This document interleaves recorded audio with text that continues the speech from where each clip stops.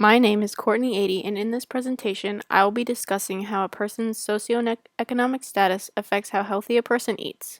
This topic is a key component to maintaining a person's overall wellness. Social practices have shaped our ideas of wellness without us even knowing it. What we watch on TV can significantly influence our idea of wellness. One example is the Victoria's Secret fashion show. Roughly 9 million people watch the fashion show every year. This show created an idea that you are only good looking if you look like this specific group of people. As well as TV, social media has also shaped our idea of wellness. One thing you see on Facebook, at least at my age, is alcohol. According to the Drug and Alcohol Review, recent findings show portraying oneself as a drinker is considered by many to be a social desirable component of their Facebook identity, preserving an online culture that normalizes binge drinking. Wellness ideas have also shaped our social practices. In our society, succeeding in your career is essential. One of the 8 dimensions of wellness is occupational.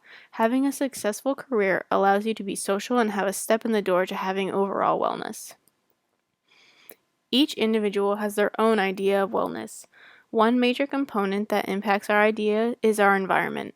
In Module 7, we learned that urban design, public planning, and your environment are essential to having overall wellness.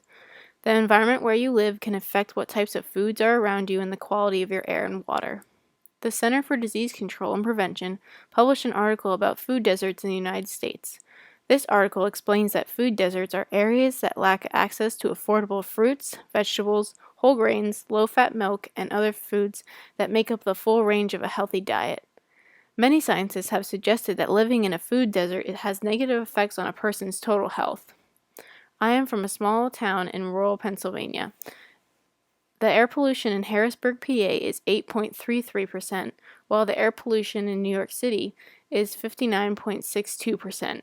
This significant difference can actually cause a person to live longer or not. Mortality rates increase by 0.3% each day or every 10 micrograms per cubic meter increase in pollution or smog. This would make living in a rural area better for you than in a city. Health and wellness is becoming a topic of significance in our society. In 2015, the World Health Organization ranked each country based on how obese their population was. The US came in 27th with 66.3% of its population being obese or overweight. One initiative lowering this number in particular is the Boosterthon Fun Run. This reaches more than 1.1 million students at 1,600 schools in 33 states across the country. The basis for this event is the kids run 30 to 35 laps that are 1/16 of a mile. To help raise money, the children get pledges to donate a certain amount of money per lap. This run encourages exercise while raising money for service projects around the world. Beyond schools, employers are taking a healthy initiative among their employees. Businesses that support smoke-free environments at work provide safe and convenient opportunities for physical activity and offer reasonably priced healthy food options in vending machines and cafeterias create healthy worksite environments for their employees. Currently, I am just a sports management student, but I strive to work for a Major League Soccer team. In my area of study, overall wellness is key. The major wellness dimensions are physical, emotional, and financial. The most important dimension is the physical dimension. This is mostly important for the athletes that I am representing. In today's world, everyone is looking for the next best thing. One of the new emerging technologies is called Sensible Baby. The product is essentially a clip that you place on your baby's clothes and receive updates on your phone every time they move. The company's monitor collects data such as ambient temperature, posture, movement, and breathing. There is a predictive component too. The device could let parents know to expect an additional 45 minutes of sleep time if the baby is fed in the next 15 minutes. This product will change the way we care for our infants and relax new mothers on the health of their baby. One growing issue in our society today is how healthy a person eats. Some people believe that a person's socioeconomic status affects how healthy a person eats. With the rise of food prices, it is more expensive for a family to eat healthy if they are on a tighter budget. The main problem is the ever-growing food prices and the plateau of household incomes. The target population for this issue are families in the lower half of the poverty level, families in the lower middle class. The people on the lower half of the poverty line are the ones living on welfare, and the families in the middle class who are not on welfare but cutting corners when it comes to buying food. Since most of these people are on welfare, it makes it harder to afford food with a small allowance each month. For example, in the United States, an average family of 4 would receive $649 for the month in food stamps. This amount of money could be used to buy healthy food, but it is cheaper to buy junk. Usually, families on welfare make their money stretch by buying the cheapest food there is, which is usually things like ramen noodles. There are families who are in the middle class struggling to eat healthy also. These families would include welfare users and non-welfare users. Since the 2007 economic crash, people have been struggling with money. Some people in the middle class began to call themselves the working poor. These families struggle to put food on the table, and when there is food, you can count on it being unhealthy. This entire class is about having overall wellness. Taking the right steps is key to anyone who wants to complete that task.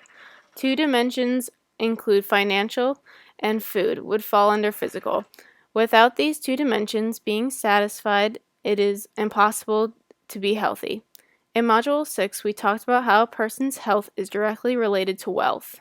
According to the USDA, having a car is one of the most important determinants of whether or not a family can access affordable and nutritious food.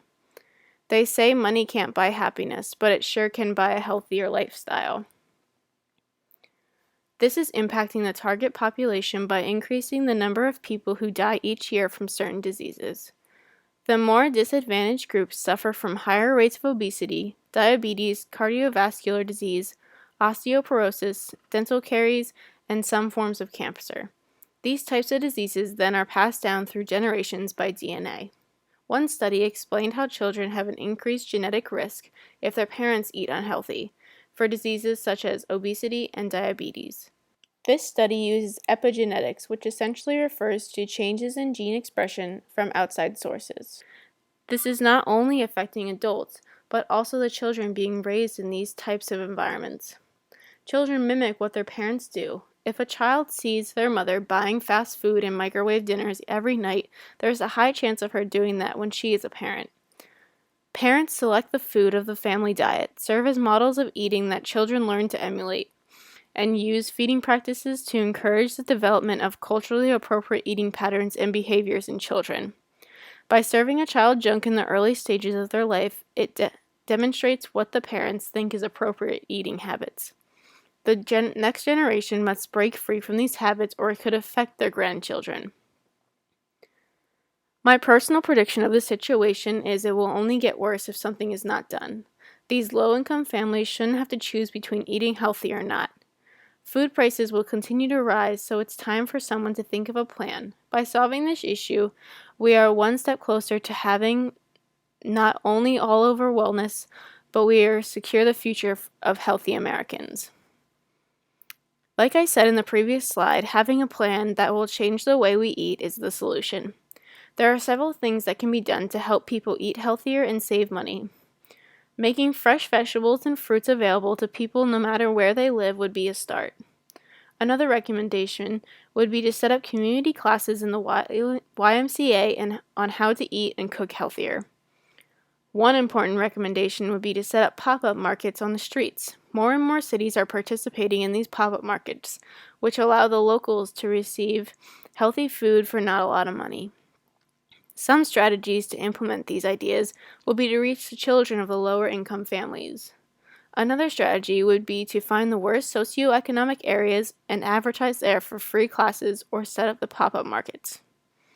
For example, the area that has the lowest income in the United States is Macon, Mississippi. The median household income is $18,000 per year. By going into this town and setting up these recommendations, it could mean the difference between someone living for 5 years or for 10. Having these strategies and ideas is only one step to creating the plan. The next step is implementing them into the world. One way to reach the children of these lower-income families would be to go into schools and have information for the kids to bring home to their parents. This would allow the kids to learn about healthy eating and teach their parents. The goal of this education is not only to increase your child's health knowledge and to create positive attitudes towards his own well-being, but also promote healthy behavior. By having these classes, the children can learn that maybe the way they eat isn't the right way. Another way to get the information out there is having classes at the local YMCA. The Y is accessible to all people. Financial assistance is offered to individuals and families who cannot afford membership. To make these classes more effective, they could bring in nutritionists to teach them. Having professional help could increase the interest in the class. The benefits of implementing these ideas are numerous and important for the future of our society. Having the class at the YMCA is great because they reach 22 million people each year in the United States. Most of that number is adults. These classes would be beneficial because they would show these people how to eat and shop cheaper so they can live a healthier lifestyle. When it comes to the pop-up markets, this would not only provide the public with healthy food, but it would also boost the farming industry. Local farmers will be making money off their crops while supplying cheap fruits and vegetables to the public. Selling these at a lower price would attract families who have lower income. Eating healthy is not something that should be taken lightly. This topic is serious and impacts everybody somehow. Eating healthy will do much more than fill a dimension. It can change your life.